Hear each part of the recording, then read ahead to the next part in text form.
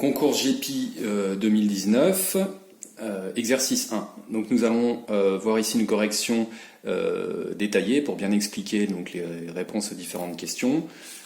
Vous trouverez également sur le site une grille de réponses basée donc, sur les grilles fournies par le concours GEPI, où donc vous n'avez pas des justifications bien sûr quand elles ne sont pas demandées, ou des justifications beaucoup plus courtes quand elles sont demandées. Donc c'est important également, au-delà de évidemment bien comprendre l'exercice et les réponses et les raisonnements, il faut également s'entraîner à répondre dans des cases, donc très petites, avec des raisonnements plus succincts.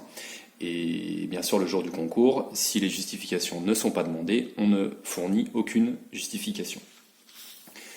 Concernant la correction détaillée donc de l'exercice 1. Première question, quel est l'ensemble E des réels vérifiant 1 moins ln de x supérieur ou égal à 0 ? 1 moins ln de x supérieur ou égal à 0 est équivalent à 1 plus grand que ln de x. On applique la fonction exponentielle à l'inégalité. Exponentielle étant une fonction croissante, on ne change pas le sens de l'inégalité. On obtient 1 exponentielle de 1 supérieur ou égal à exponentielle de ln de x, c'est-à-dire E plus grand que x étant égal à exponentielle de ln de x, c'est-à-dire x plus petit que e. Donc l'ensemble E des x vérifiant 1 moins ln de x supérieur ou égal à 0 est l'ensemble moins l'infini E, soit la réponse C. Deuxième question, limite en plus l'infini de f. Quand x tend vers plus l'infini, d'après les croissances comparées, ln de x sur x tend vers 0. F étant défini par exponentielle de ln de x sur x, quand x tend vers plus l'infini, la fonction f va tendre vers exponentielle de 0, c'est-à-dire 1. Question 3. On peut en déduire que la courbe de f va admettre une asymptote. En effet, on a une limite finie égale à 1 en plus l'infini. Donc en plus l'infini, la courbe admettra une asymptote horizontale d'équation y égale la limite, c'est-à-dire y égale 1. Question suivante. Limite en 0 plus de f. Donc quand x tend vers 0 par valeur supérieure, ln de x tend vers moins l'infini. 1 sur x tend vers plus l'infini. Moins l'infini fois plus l'infini, on obtient moins l'infini. Donc la limite lorsque x tend vers 0 plus de ln de x sur x est moins l'infini. F est donc toujours défini par exponentielle de ln de x sur x. Exponentielle de quelque chose qui tend vers moins l'infini va tendre vers 0. Donc la limite de f en 0+, c'est-à-dire tendant vers 0, quand x tend vers 0 par valeur supérieure, sera donc 0. Question suivante, calcul de la dérivée de g. Donc g est défini par le rapport ln de x sur x. Donc on a donc une fonction de la forme u sur v. La dérivée sera donc u'v moins uv' sur v carré. C'est un bon exemple de raisonnement que vous allez devoir raccourcir lors du concours. Vous n'aurez pas la place d'expliquer tout ça. Donc il suffit d'écrire de faire comprendre au correcteur que vous utilisez bien la bonne formule en montrant toutes les étapes du calcul. Donc u'v moins uv' sur v carré, ça va donner dérivée de 1 sur x, dérivée de ln de x, c'est-à-dire 1 sur x fois v, c'est-à-dire x, moins u fois v', donc ln de x, fois la dérivée de x, c'est-à-dire 1. Donc en écrivant bien les choses de cette manière-là, vous montrez que vous utilisez la bonne formule. Divisé par v au carré, c'est-à-dire x au carré. 1 sur x fois x, ça donne 1, et ln de x fois 1, ça donne ln de x. Donc on obtient 1 moins ln de x sur x au carré. Question suivante, on doit maintenant calculer la dérivée de f'. F de x est donc défini par exponentielle de g de x, g de x étant égal à ln de x sur x. Donc on a ici une composée de fonctions, exponentielle de g.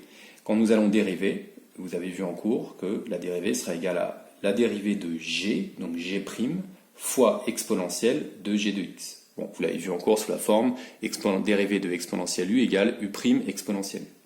Donc on obtient ici, en remplaçant g' par 1 moins ln de x sur x au carré, et en réécrivant exponentielle de g, c'est-à-dire exponentielle de ln de x sur x, on obtient la dérivée de f'.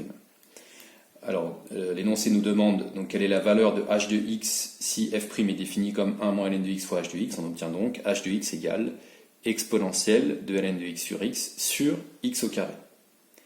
La question suivante est quel est le signe de h de x?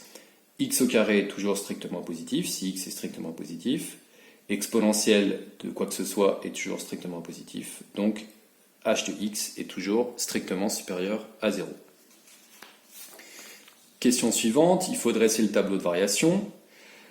Donc, d'après ce qu'on a vu à la question précédente, f' est donc égal à 1 moins ln de x fois h de x. On vient de voir que h de x était toujours strictement positif. Donc f' de x sera du signe de 1 moins ln de x. Or, à la première question, nous avons vu que 1 moins ln de x était positif quand x était plus petit que e. Donc, la dérivée sera positive quand x sera compris entre 0 et e, et elle sera négative quand x sera compris entre e et plus l'infini. Donc la fonction sera croissante entre 0 et e, puis décroissante entre e et plus l'infini.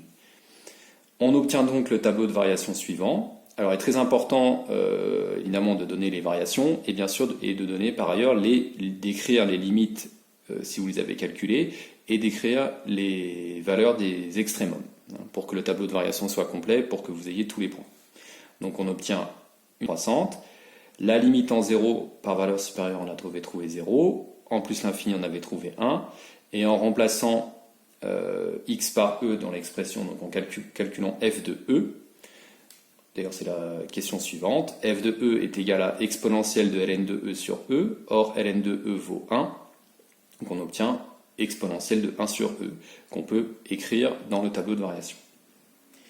À la question 8 est également demandé une valeur approchée à 10-1 près. Avec la calculatrice qui est autorisée au concours GEPI, on obtient une valeur approchée de 1,4. Question suivante, concernant cette fois-ci l'équation de la tangente. Donc la formule de l'équation d'une tangente au point de coordonnées xb, f de xb et bien sûr y égale f' de xb facteur de x moins xb plus f de xb. Ici, xb vaut 1, donc on obtient y égale f' de 1, facteur de x moins 1, plus f de 1. Il faut calculer donc f' de 1 et f de 1. f' de 1 vaut 1 moins ln de 1 fois exponentielle de ln de 1 sur 1 au carré. ln de 1 vaut 0, donc l'exponentielle sera égale à 1. Ici, 1 moins ln de 1 vaut 1, il reste au final 1. Pour f de 1, c'est donc exponentielle de ln de 1 sur 1, c'est-à-dire exponentielle de 0 égale à 1. Donc on obtient l'équation de la tangente TB qui est y égale x moins 1 plus 1, c'est-à-dire y égale x. Alors attention, pour les QCM au concours GEPI, contrairement au concours à venir par exemple, où dans le concours à venir il y a une seule bonne réponse parmi A, B, C, D, au concours GEPI, pour les questions à QCM, il peut y avoir plusieurs bonnes réponses pour la plupart des questions, il peut y avoir plusieurs bonnes réponses. S'il n'y en a qu'une, ce sera précisé. Ici, il était bien écrit dans l'énoncé qu'il peut y avoir une ou plusieurs bonnes réponses, et ici il y en avait deux. En effet, la réponse C est correcte, puisque TB a pour équation y égale x, et la réponse D également, puisque TB va passer par le point, par l'origine du repère. En effet, si on remplace x par 0 et y par 0, on voit que l'origine est bien sur la droite, et bien sûr y égale x. Donc il y avait à la fois les réponses C et D qui étaient correctes. Pour le QCM suivant, pour xc égale 1,5, il faut calculer yc, c'est-à-dire l'image de xc par f, soit l'image de 1,5. On obtient exponentielle de ln de 1,5 sur 1,5, soit exponentielle de 2 fois ln de 1,5. Si on divise par 1,5, c'est comme si on multipliait par 2. Or, ln de 1,5, c'est égal à moins ln de e. Vous savez que ln de 1 sur a est égal à moins ln de a. Donc on obtient exponentielle de moins 2 ln de 2, soit la réponse D. Il faut être très attentif, puisque ça n'est pas la seule réponse possible. En effet, on peut aussi écrire que exponentielle de 2 ln de 1,5, c'est comme exponentielle de ln demi à la puissance 2. Vous savez que exponentielle de a fois b, c'est comme exponentielle de a à la puissance b, ou exponentielle de b à la puissance a.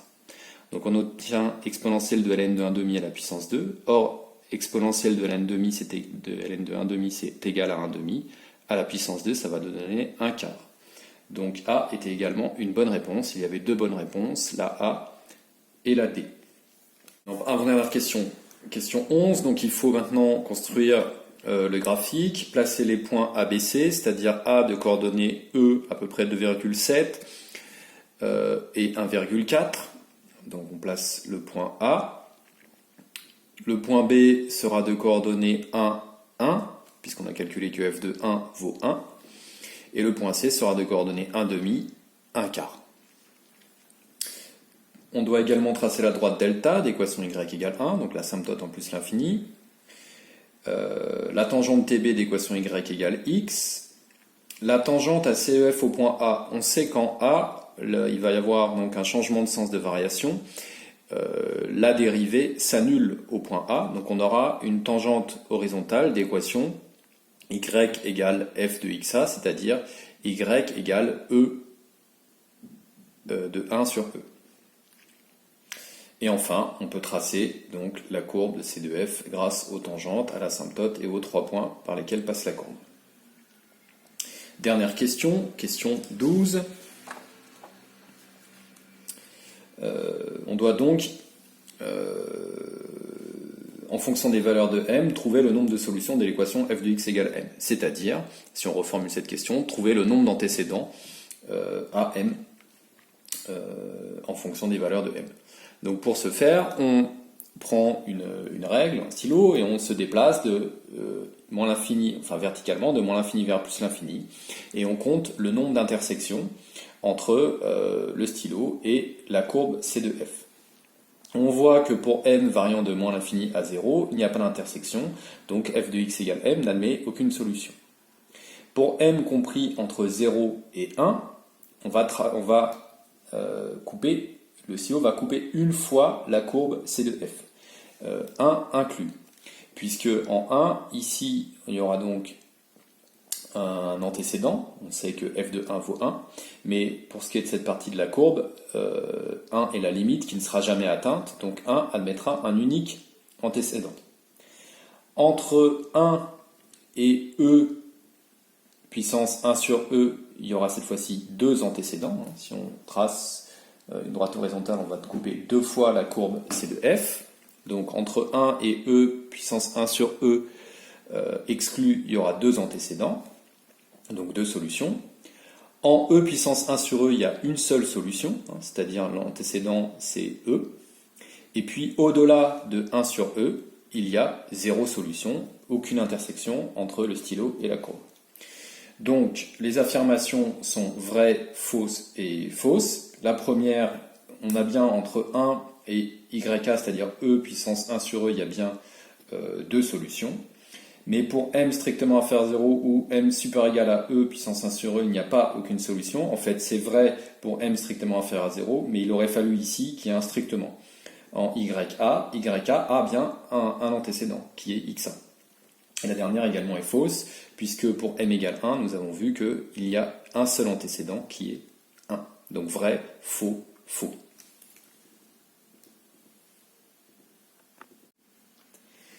GEPI 2019, exercice 2, première partie, première question. Nous avons P de A, P de B et P de A inter B bar. Nous devons calculer d'une part P de A inter B et d'autre part P de A union B. Nous savons que P de A est égal à P de A inter B plus P de A inter B bar. On obtient donc P de A inter B égale P de A moins P de A inter B bar. Soit, d'après l'énoncé, 0,4 moins 0,3, c'est-à-dire 0,1. Donc la bonne réponse est la A. Pour ce qui est de A union B, on sait que P de A union B est égal à P de A plus P de B moins P de A inter B. On vient de calculer P de A inter B. On obtient 0,4 plus 0,6 moins 0,1 égale 0,9. Réponse D. Deuxième question, sur donc la loi uniforme, nous cherchons à déterminer la probabilité que x soit compris entre 5 et 10 si x est plus grand que 4. Nous appliquons la formule et ça revient à calculer donc la probabilité que x soit compris entre 5 et 10 et que x soit supérieur à 4 divisé par la probabilité que x soit supérieur à 4. Or, x compris entre 5 et 10, l'événement x compris entre 5 et 10 est inclus dans l'événement x plus grand que 4. Autrement dit, le fait de savoir que x est plus grand que 4 n'apporte aucune information si on sait déjà que x est compris entre 5 et 10. Donc la probabilité que x soit compris entre 5 et 10 et que x soit supérieur à 4 est égale à la probabilité que x soit compris entre 5 et 10. Autrement dit, P de A inter B si A est inclus dans B est égal à P de A. Puisque A inter B, si A est inclus dans B, est égal à A. Et on divise ceci par la probabilité que x soit supérieur à 4. On applique les formules, donc c'est-à-dire que x soit compris entre 4 et 18, puisque c'est une loi uniforme définie sur l'intervalle 3-18. Donc on applique les formules pour la loi uniforme. La probabilité que x soit compris entre 5 et 10, c'est 10 moins 5 sur 18 moins 3. Entre 4 et 18, c'est 18 moins 4 sur 18 moins 3, et on obtient donc 5 sur 14, soit la réponse C. Question 3, cette fois-ci sur la loi exponentielle de paramètres lambda. La probabilité que x soit comprise entre 2 et 5, donc la probabilité que x soit compris entre 2 et 5 est égale à la probabilité que x soit plus petit que 5, moins la probabilité que x soit inférieur à 2. En effet, si on calcule juste la probabilité que x soit inférieur à 5, c'est calculer la probabilité que x soit compris entre 0 et 5. Si on veut juste calculer la probabilité que x soit compris entre 2 et 5, on doit soustraire la probabilité que x soit compris entre 0 et 2. En appliquant les formules, on obtient 1 moins exponentielle de moins 5 lambda, moins 1 moins exponentielle de moins 2 lambda. Soit, après simplification, exponentielle de moins 2 lambda, moins exponentielle de moins 5 lambda. Soit la réponse C. Pour la question 4, la probabilité que x soit supérieur à son espérance. Alors l'espérance pour la loi exponentielle est égale à 1 sur lambda. Donc on doit calculer la probabilité que x soit supérieur à 1 sur lambda. En appliquant la formule, c'est égal à exponentielle de moins lambda fois cette valeur, c'est-à-dire 1 sur lambda. Donc on obtient moins lambda fois 1 sur lambda, c'est-à-dire exponentielle moins 1, qu'on peut écrire comme 1 sur e. Soit la réponse A. Deuxième partie, donc sur un jeu de dés. Question 5. Complétez le tableau donnant la loi de G de 1, c'est-à-dire les valeurs que peut prendre le gain et la probabilité que le gain soit égal à ces valeurs. Donc la probabilité de tomber sur un 2 quand on lance un dé, donc d'obtenir un gain égal à 2, c'est d'une chance sur 6. La probabilité d'obtenir un gain égal à 4 est d'une chance sur 6. La probabilité d'obtenir un gain égal à 6, c'est une chance sur 6. Et la probabilité que le gain soit négatif égale à moins m, c'est la probabilité de tomber sur un nombre impair, c'est-à-dire 3 chances sur 6, soit une chance sur 2. Donc voici le tableau donnant la loi de G1. Donner la probabilité P1 que le joueur ait un gain positif, la probabilité qu'il ait un gain positif, c'est égal à la probabilité qu'il ait un 2, qu'il tombe sur un 2, plus la probabilité qu'il tombe sur un 4, plus la probabilité qu'il tombe sur un 6, soit une chance sur 6, plus une chance sur 6, plus une chance sur 6 égale une chance sur 2. On aurait pu obtenir le même résultat en disant que la probabilité qu'il ait un gain positif est égale à 1 moins la probabilité qu'il ait un gain négatif, c'est-à-dire 1 moins 1 demi égale 1 demi. Question suivante. Donner en fonction de m la valeur de l'espérance du gain de G1. Donc il faut faire la somme des P de I xi, c'est-à-dire 2 fois l'espérance d'obtenir 2, 2 fois la probabilité d'obtenir 2, 4 fois la probabilité d'obtenir 4, 6 fois la probabilité d'obtenir un sixième, et moins m fois la probabilité d'obtenir un nombre impair. Donc on obtient ceci, 2 fois un sixième, plus 4 fois un sixième, plus 6 fois un sixième, moins m fois un demi. On obtient au final 6 sixièmes plus 1 moins m sur 2, soit 2, moins m sur 2. Question suivante. Pour quelle valeur de m a-t-on une espérance de gain positive ? L'espérance de gain est positive si et seulement si 2 moins m sur 2 est positif, c'est-à-dire m sur 2 plus petit que 2, donc équivalent à m inférieur ou égal à 4. Si on note maintenant G de t égale le gain de la première partie plus le gain de la deuxième.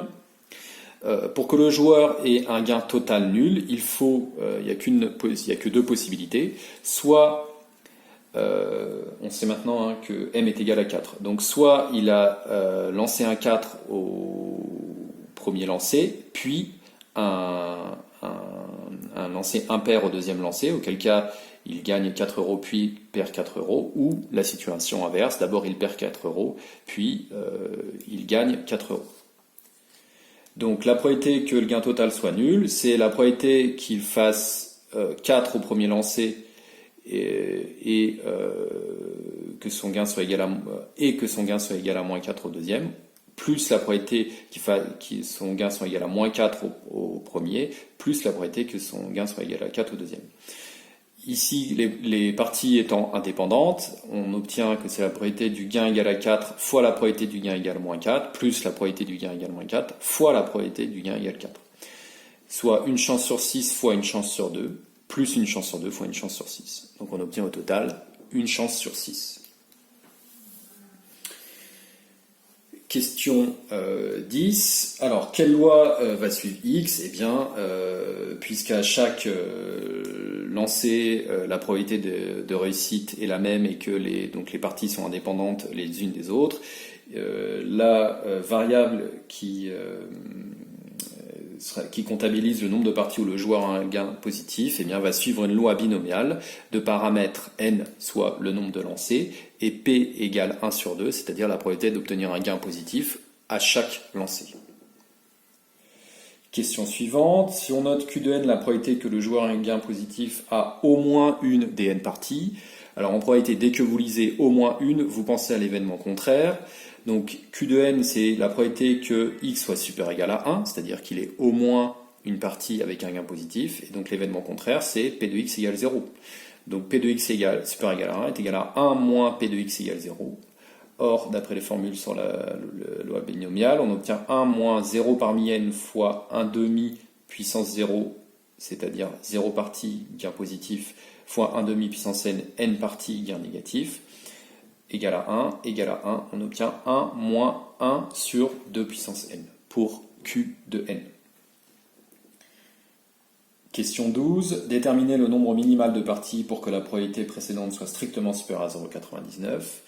Q de n strictement supérieur à 0,99 équivalent à 1 moins 1 sur 2 puissance n supérieur à 0,99, c'est-à-dire 1 sur 2 puissance n plus petit que 1 moins 0,99, c'est-à-dire 2 puissance n en passant de l'autre côté et en passant le 0,01 par ici, on obtient 2 puissance n strictement supérieur à 1 sur 0,01, c'est-à-dire 100. Donc, pour déterminer n tel que 2 puissance n est supérieur à 100, il faut appliquer dans ce genre de situation la fonction logarithme. Pourquoi? Parce que ça va permettre de sortir la puissance.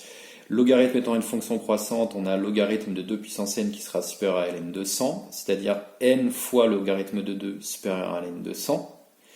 En passant le ln de 2 de l'autre côté, n strictement plus grand que ln de 100 divisé par ln de 2, qui vaut à peu près 6,6. Donc, le nombre minimal de parties pour que la probabilité Q indice n soit supérieur à 0,99 est 7. Attention, pas 6, mais 7.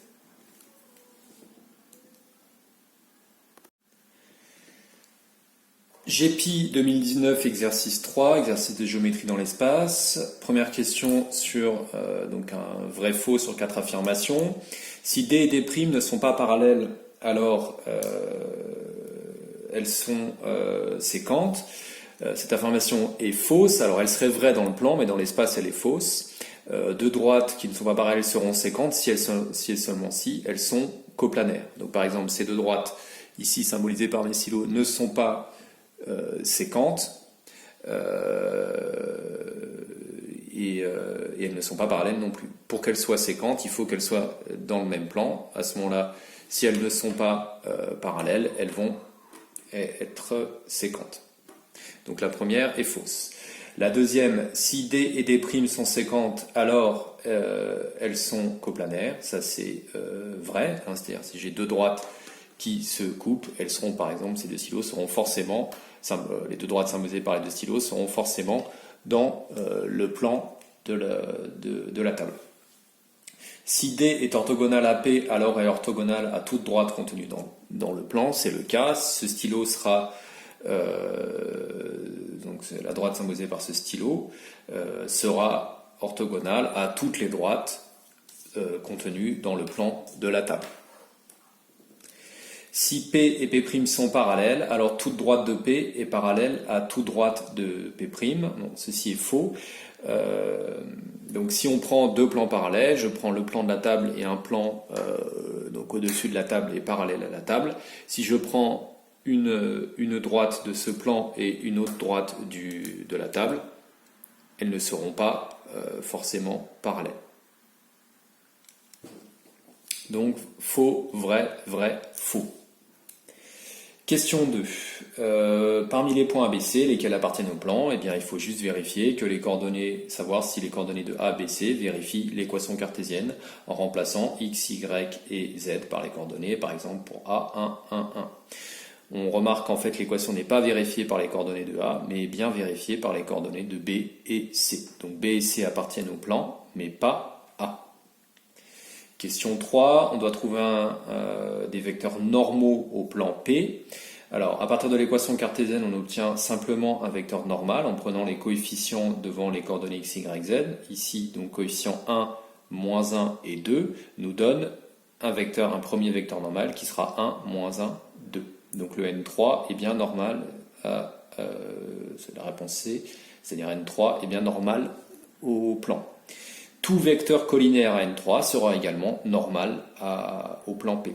Donc N4 étant égal à moins 2 fois N3, eh bien il sera collinaire donc étant collinaire à N3, il sera également un vecteur normal à P. Les autres ne sont pas collinaires à N3, donc ils ne seront pas des vecteurs normaux. Question 4. Donc on considère une droite D passant par A et orthogonale au plan P. On sait que donc la droite étant orthogonale au plan P, eh bien un vecteur directeur de la droite sera forcément collinéaire au vecteur normal au plan. Donc pour construire le système d'équations paramétriques, on prend le point dont on sait qu'il appartient à la droite, donc le point de coordonnées 1, 1, 1. On prend un vecteur directeur de la droite, donc N3, 1, moins 1, plus 2. Et donc on construit le système paramétrique en écrivant 1 plus 1 fois t pour x, y égale 1 moins 1 fois t, et z égale 1 plus 2 fois t.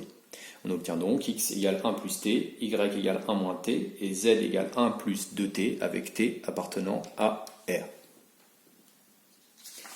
Question suivante. On considère le projeté orthogonal de A sur le plan P, et on doit déterminer les coordonnées de K. Donc on sait que la droite D étant orthogonale au plan P et passant par A, le projeté orthogonal de A sur P sera en fait l'intersection entre la droite orthogonale à P, c'est-à-dire D, passant par A, et P. Donc les coordonnées de K étant à l'intersection entre D et P, vont à la fois vérifier l'équation cartésienne de P et le système d'équations paramétriques de D. Donc on peut prendre le système d'équations paramétriques, l'insérer, enfin les coordonnées dans le système d'équations, l'insérer dans l'équation cartésienne et trouver la valeur de T pour trouver les coordonnées du point K. Donc ça veut dire, pour trouver K, on écrit qu'il existe T appartenant à R tel que donc x moins y plus 2z moins 3 égale 0, en remplaçant x par 1 plus t, y par 1 moins t, et z par 1 plus 2t. On obtient finalement 6t moins 1 égale 0, soit t égale 1 sixième.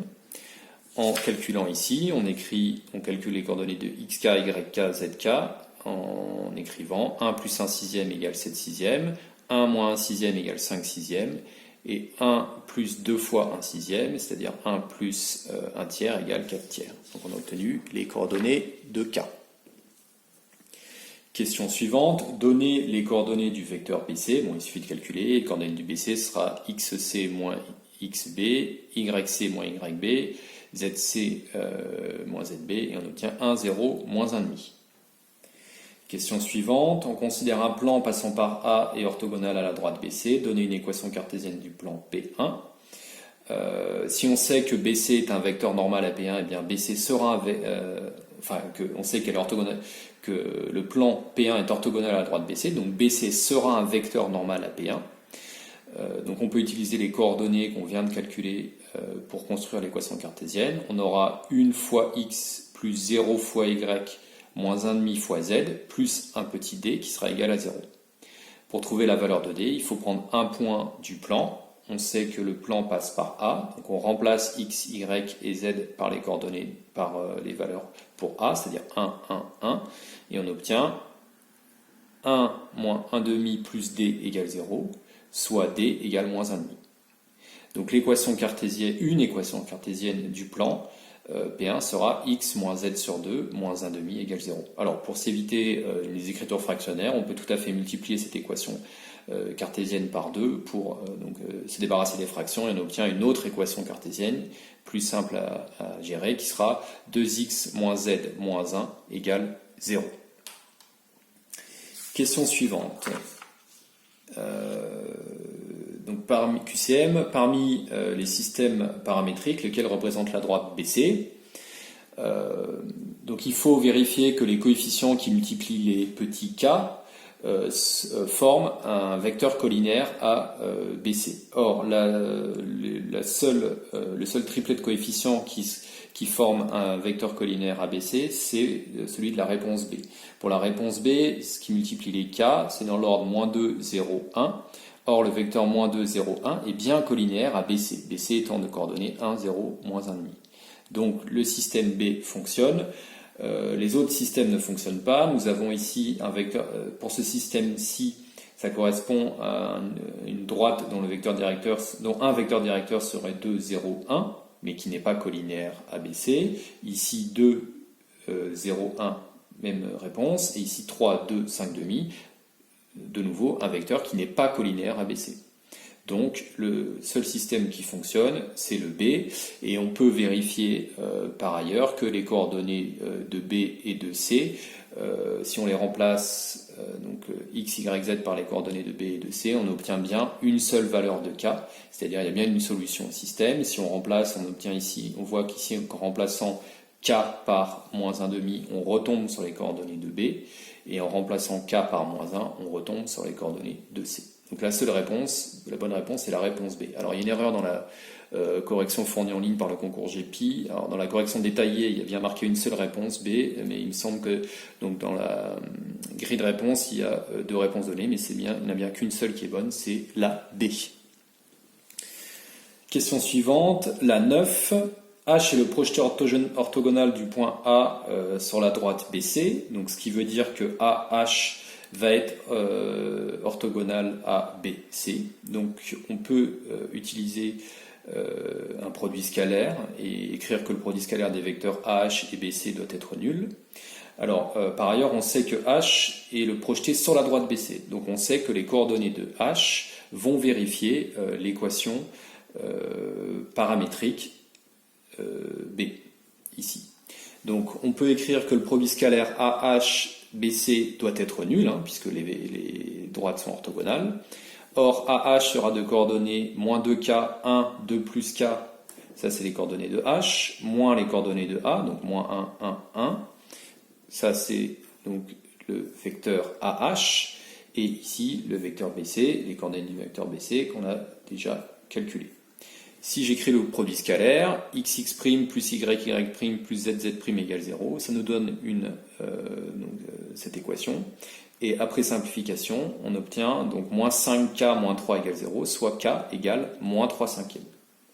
Donc on n'a plus qu'à remplacer ici. On sait que si k vaut moins 3 cinquièmes, alors les coordonnées de h seront moins 2 fois 3 cinquièmes, c'est-à-dire 6 cinquièmes, 1, et 2 moins 3 cinquièmes, c'est-à-dire 7 cinquièmes. Question suivante. Déterminer une équation du plan P2 passant par le point A et parallèle à P. Justifier la réponse. Donc on sait que P2 est parallèle à P, donc le vecteur N3 qui est normal à P sera aussi normal à P2. Donc on peut déjà construire une équation cartésienne de la forme x moins y plus 2z plus d égale 0 en reprenant les coordonnées de N3 qui étaient 1, moins 1 et 2. Par ailleurs, on sait que P2 passe par A, donc en remplaçant x, y, z par les coordonnées de A, on va obtenir la valeur de D. On obtient 1 moins 1 plus 2 plus D égale 0, soit D égale moins 2. Donc une équation cartésienne de P2 sera x moins y plus 2z moins 2 égale 0. Question 11. Calculer la distance D entre les plans P et P2. Alors, la droite D est orthogonale à B et sera donc également orthogonale à P2. Donc la droite D est orthogonale aux deux plans. A est l'intersection de la droite et de P1 et K est l'intersection de la droite et de P. Donc la distance entre les deux plans sera tout simplement la distance AK. Donc on calcule les coordonnées du vecteur AK, on obtient 7 sixième moins 1, 5 sixième moins 1 et 4 tiers moins 1. On porte les coordonnées au carré, on calcule la racine de tout ça et on obtient la distance AK, soit la distance entre les deux plans. Après simplification, on obtient racine de 6 sur 36, soit 1 sur racine de 6 ou racine de 6 sur 6. Question 12 et dernière question. Pour chacune des assertions suivantes concernant les positions relatives des droites BC et HK, indiquez si elle est vraie ou fausse. Alors, on peut déjà dire que H appartient à la droite BC, donc on sait déjà que BC et HK seront forcément coplanaires, puisqu'elles ont un point commun. Par ailleurs, pour voir si elles sont parallèles ou orthogonales, on peut calculer les coordonnées du vecteur KH, puisqu'on a les coordonnées de H et de K, et on obtient les valeurs 1 sur 30, 1 sur 6 et 1 sur 15. Donc de nouveau, pour voir si les vecteurs KH et BC sont orthogonaux, on calcule leur produit scalaire. On calcule le produit scalaire de 1 trentième, 1 sixième, 1 quinzième scalaire 1, 0, moins 1 demi, et on obtient de nouveau 0. Donc on peut en conclure que les droites KH et BC sont orthogonales, puisque le produit scalaire des deux vecteurs est nul. Donc on peut conclure finalement que les droites sont à la fois donc, coplanaires, orthogonales, et si elles sont coplanaires orthogonales, elles seront séquentes. Donc les bonnes réponses sont A, C et D, et a fortiori, si elles sont orthogonales, elles ne peuvent être parallèles, donc on n'a pas l'affirmation B est fausse. Donc vrai, faux, vrai, vrai.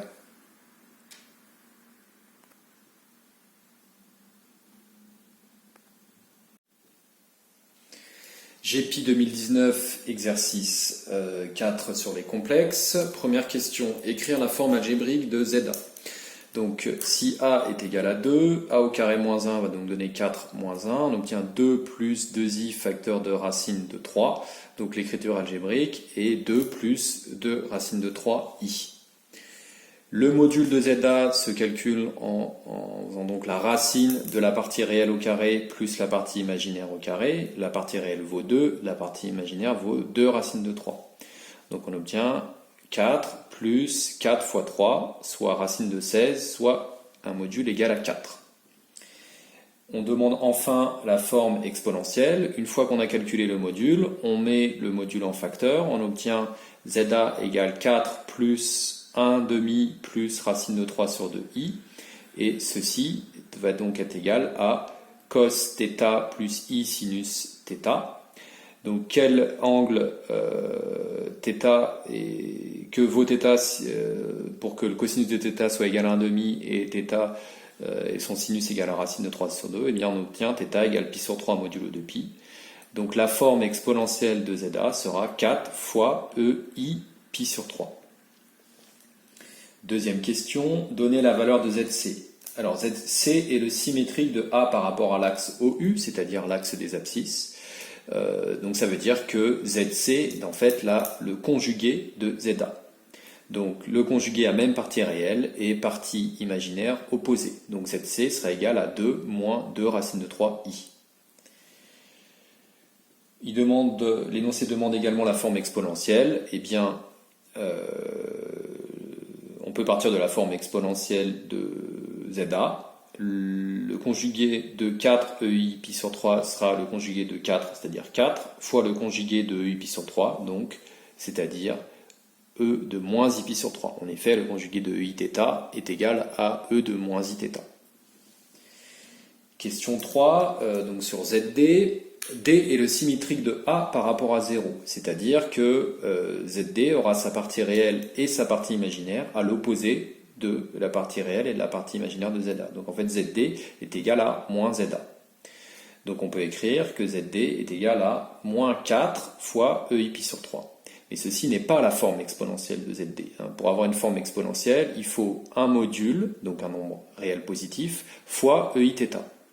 Donc pour ce faire, on peut écrire simplement que, étant donné que EI pi est égal à moins 1, on peut remplacer le moins qui est ici par EI pi. Donc on obtient ZD égale 4 EI pi fois EI pi sur 3. Soit une expression qu'on peut réécrire comme 4 fois EI facteur de pi plus pi sur 3, c'est-à-dire 4 pi sur 3.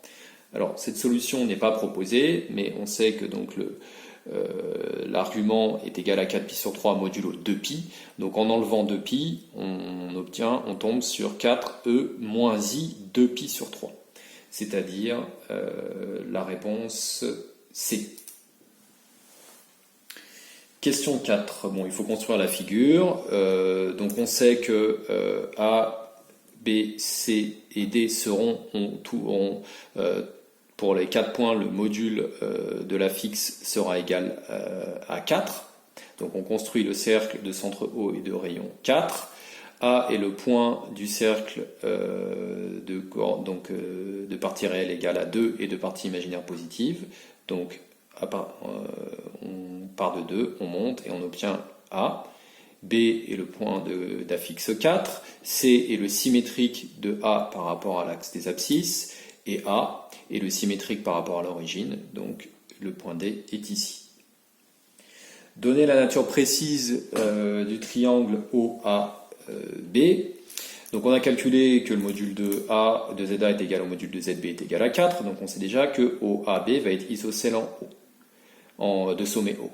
Par ailleurs, on sait que cet angle vaut pi sur 3, puisqu'on a calculé la forme exponentielle. Donc un triangle isocèle qui a un angle de pi sur 3 sera forcément un triangle équilatéral. Pour le quadrilatère OAB, donc on va garder la figure sous les yeux, donc le quadrilatère, ABCD, ABCD. Donc on voit sur le graphique ça va être un trapèze, donc pour ça il faut démontrer que la droite BC est parallèle à la droite AD. Et bien pour ça on va calculer les coordonnées des vecteurs ou la fixe des vecteurs. ZAD est égal à ZD moins ZA, on obtient moins 4 racine de 3i, et ZBC est égal à moins 2 racine de 3i. Donc on peut en conclure que ZAD est égal à 2 fois ZBC, donc que les vecteurs AD et BC sont collinéaires, donc que les droites AD et BC sont parallèles, donc que le quadrilatère ABCD est un trapèze.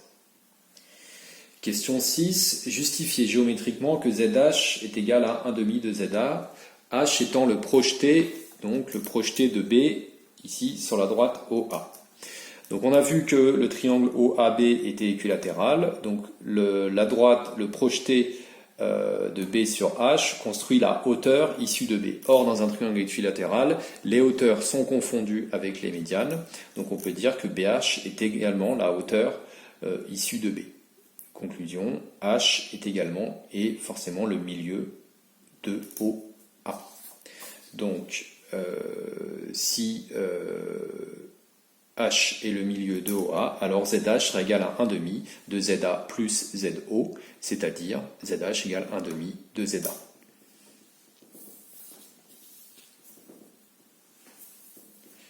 Question suivante. QCM donc, question sous forme de QCM pour l'aire du quadrilatère ABCD. Alors, en regardant le quadrilatère ABCD, on se rend compte qu'il est constitué de 3 triangles identiques, OAB, OBC et OCD.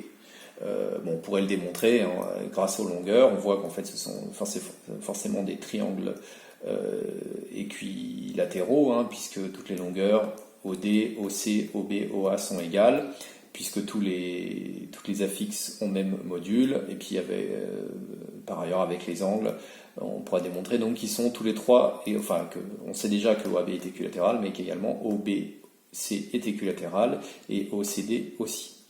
Donc il suffit, et qu'ils ont même dimension. Donc il suffit de calculer l'aire de OAB, de la multiplier par 3, et on obtiendra l'aire de ABCD. Donc dans un triangle, l'aire est égale à une base fois la hauteur divisée par 2. On peut choisir dans le triangle OAB la hauteur, ici, celle-ci, et puis comme base OB. On sait que OB vaut 4, hein, c'est le module de ZB, et puis cette hauteur-là correspond en fait à l'ordonnée de A. La distance entre A et l'axe des abscisses, eh bien, c'est tout simplement, par définition, l'ordonnée. Or, l'ordonnée de A vaut 2 racine de 3. Donc, on obtient la longueur de la base, c'est-à-dire 4 fois 2 racines de 3 divisé par 2. Donc, on obtient que l'aire de OAB est égale à 4 racines de 3. Il suffit de multiplier cette aire par 3 pour obtenir l'aire de ABCD. Donc on obtient 12 racines de 3, soit la réponse C.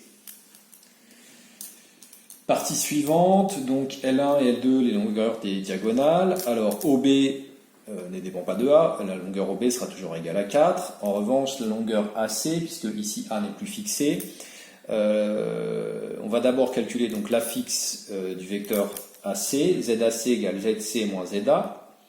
ZC c'est le conjugué de ZA, donc des 2 moins 2i racine de A au carré moins 1, moins 2 plus 2i racine de A au carré moins 1, et il reste donc ZAC égale moins 4i racine de A au carré moins 1.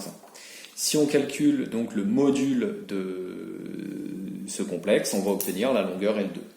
Or, le module de moins 4i racine de A au carré moins 1, c'est 4 racine de A au carré moins 1. Donc la longueur L2 est égale à 4 racine de A au carré moins 1. Question 9. Pour quelle valeur de A le quadrilatère OABC est-il un carré? Alors on sait déjà que OA et OC sont égaux, hein, les distances OA et OC sont égales. Donc si on arrive à démontrer que les diagonales sont de même longueur, alors forcément le OABC sera un carré. Donc OABC est un carré, si et seulement si les diagonales sont de même longueur, c'est seulement si donc L1 est égal à L2. Or L1 égale 4, L2 est égal à 4 racine de A au carré moins 1. Donc OABC carré, si et seulement si racine de A au carré moins 1 égale 1. Donc si et seulement si A au carré moins 1 égale 1, soit A au carré égale 2, soit A égale racine de 2 ou moins racine de 2, mais au début de l'énoncé, il fallait lire que A était forcément strictement supérieur à 1. Donc la seule valeur possible pour A, c'est racine de 2. Question 10, sur la troisième partie, justifier que l'équation E admet deux racines complexes non réelles. Bon, nous avons une équation du second degré.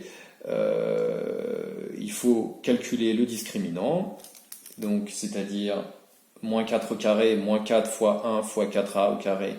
On obtient en mettant 16 en facteur, 16 facteur de 1 moins a au carré. Nous savons que a est strictement plus grand que 1, donc a au carré sera également strictement plus grand que 1. Donc 1 moins a au carré est forcément strictement plus petit que 0. En conséquence, le discriminant est strictement négatif, donc on peut conclure que l'équation va admettre deux racines complexes conjuguées l'une de l'autre. Donc on a répondu à la question 10, et à la question 11, on doit calculer les deux racines, et bien c'est moins b moins i racine de moins delta sur 2a, et moins b plus i racine de moins delta sur 2a. Donc en écrivant racine de moins delta, enfin en remplaçant b, racine moins delta et a, on obtient, et alors attention, c'est le a de l'équation complexe, hein, donc c'est-à-dire le 1. Donc ça fait 2 fois 1. Donc on obtient 4 moins i facteur de racine de 16a au carré moins 1 sur 2, soit 2 moins 2i racine de a au carré moins 1 pour la première racine, et la deuxième racine conjuguée, c'est 2 plus 2i racine de a au carré moins 1. Et enfin, question 12, en déduire que l'ensemble E' des solutions de l'équation E', epsilon' de l'ensemble des solutions de l'équation E', eh bien, il suffit de mettre en facteur z dans E' pour se rendre compte que ça revient à écrire que z fois z au carré moins 4z plus 4a au carré égale 0. On retombe sur cette expression-ci. Donc, pour l'équation E', on aura trois solutions. Soit z est égal à 0, soit z égale z1, soit z égale z2. Donc, les trois solutions sont 0, 2 plus 2i facteur de racine de a au carré moins 1, et 2 moins 2i racine de a au carré moins 1.